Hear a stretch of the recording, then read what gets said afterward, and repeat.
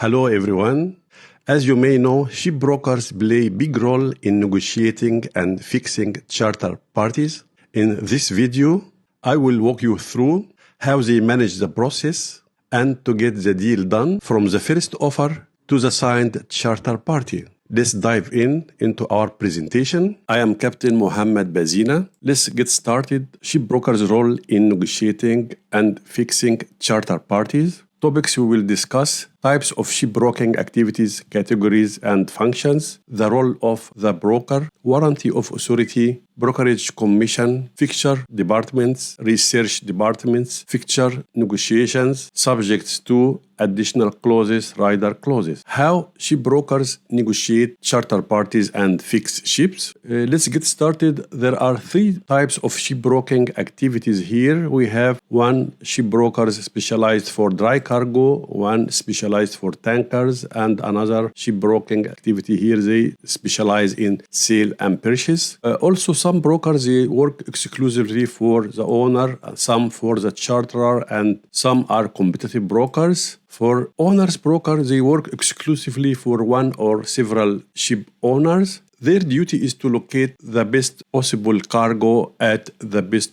possible freight rate for their owners. They work this vessel on either a void charter or a time charter basis, whichever is more advantageous for their owners. Regarding charterers broker, they often work exclusively for one charterer. Usually it's a large trading company or oil majors. Also, some brokers also look after all the post-fixture work for their charterer for additional fees as well as the usual brokerage commission. Last type, competitive brokers, they work as independent brokers trying to match many different cargoes with vessels from many different owners' fleets. The majority of brokers work in this independent way because they feel that it doesn't restrict them to only one ship owner. Let's discuss brokers' functions. They usually provide information for their principal, it could be their charterers or ship owners, regarding current market, developing market, projected markets. Also, be an effective and efficient intermediary between charterers and ship owners. Also, they coordinate negotiations to conclude a fixture. The role of the broker here: a broker must always only work strictly within the specified authority given by his principal, a charterer or a ship owner. So a great care must be exercised, otherwise the broker is in danger of committing himself and thereby becoming a principal to the contract he is negotiating. So warranty of authority, it is important that the broker obtains this authority before making offer or counter offers. The principal, ship owner, or a charterer must ratify the broker's action within a set time period. Regarding warranty of authority, therefore, a careful broker will always sign for and on behalf name of principal, owner, or charterer as agent only. Brokerage or commission at the long-established rate is about 1.25% of the value of the freight or the hire, dead freight, demurrage, ballast bonus, or as agreed in the contract. Sale and purchase, brokers traditionally earn about 1% of the sale value of the vessel. In addition to chartering function, broker also they have post-fixture department. They have expert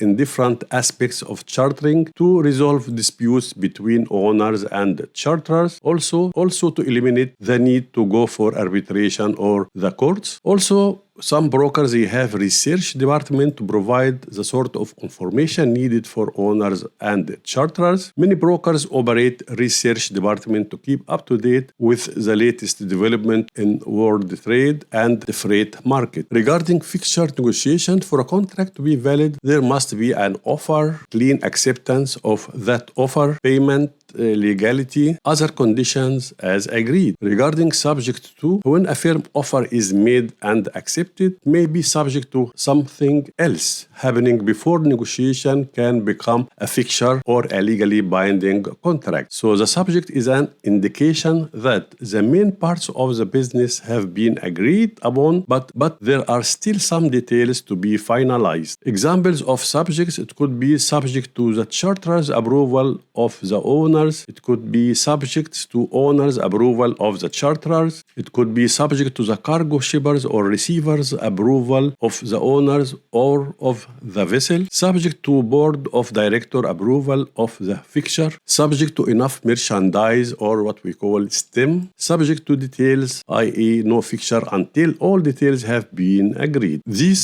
subjects are to be declared by a given time or written specific period after fixing the main terms and details. Under English law, there is no fixture until all the subjects are lifted, but it could be something else in some other laws, like under American laws. Regarding additional clauses here or rider clauses, it is most unlikely that charter party would be agreed without any additional clauses known as a rider clauses being added. This is what we mean here. All the printed form we are using usually is not enough to satisfy the requirement of the charterer or the owner. Usually we add additional clauses. This is what we call rider clauses. So these clauses always take precedence over the printed form used or the charter party. So what does it mean here? It means it has more legal power than the printed clauses in the form we are using. Also, we have the printed form as usual, but some guidance from Intertanko for tanker ships here. Some additional clauses we can refer to as required as we need for the contract. We can refer to Intertanko here for tankers. Also, we can refer to BIMCO for dry cargo ships here. An important use for these clauses is in the situation where additional costs that are not mentioned in the charter party are incurred. If you Google Intertanko, you will find it how it looks like that. You can go to model clauses library here. You can check all clauses you need to incorporate in your charter party. Here is one example from Intertanko here. For dry cargo ships here, you can go to BIMCO clauses here, additional clauses from BIMCO. That's how it looks like. Here we have one example for dry cargo or general cargo clauses here from BIMCO. Let's go to our final point here, how shipbrokers negotiate charter parties and fix ships. First phase here, owners, charterers, and brokers, they exchange offers, counter offers via emails, phone, or chat. They negotiate the main terms like hire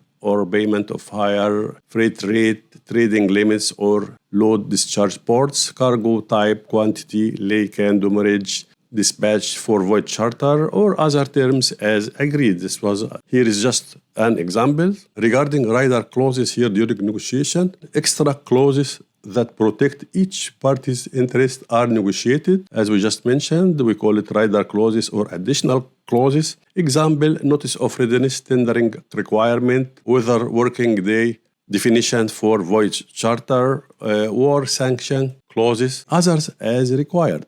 Rider are agreed before fixture is finalized. This is very important to note here. Rider clauses should be agreed before the fixture is finalized. Phase number 3 here, clean recap or fixture recap. Once main terms of the charter party rider clauses are settled, a clean recap is sent summarizing all agreed terms, rider clauses, charter party forms used. It could be Shell Time 4, GenCon, NYPE, so any other form you are using or you agreed on, any special conditions. Once or when both sides confirm subjects are lifted, fixture confirmed, it is a legally binding contract between the two parties here.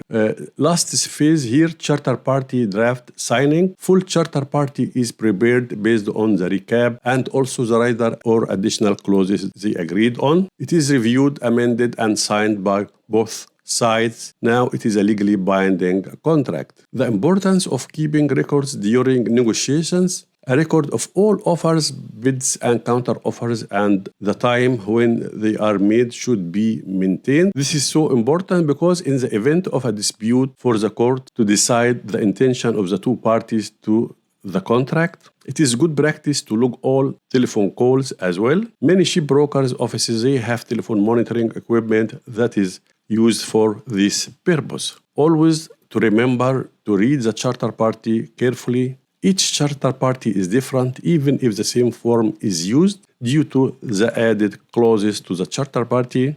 to seek legal advice or consultancy if in doubt to avoid costly risks. Thank you for watching. See you in the next video for more tips.